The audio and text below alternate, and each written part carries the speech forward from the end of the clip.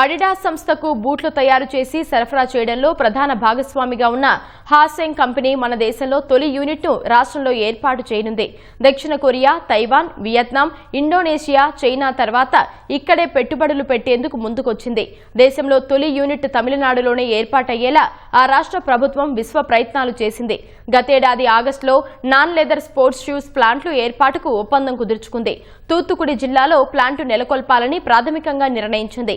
అనంతరం ఆంధ్రప్రదేశ్లో పరిశ్రమల ఏర్పాటుకు అనువైన వాతావరణం, సింగిల్ డెస్క్ విధానంలో ప్రభుత్వం వేగంగా అనుమతులు ఇస్తుండడం, అవసరమైన రాయితీలు మంజూరు చేసేందుకు సిద్ధంగా ఉందని కంపెనీ తెలుసుకుంది.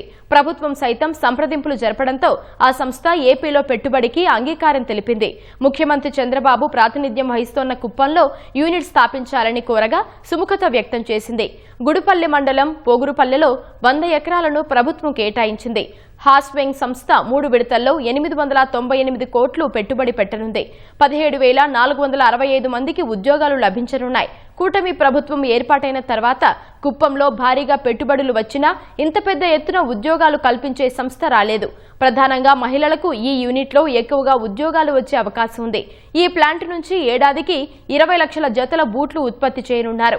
ఇక్కడి నుంచి విదేశాలకు వీటిని అధికంగా ఎగుమతి చేయనున్నారు.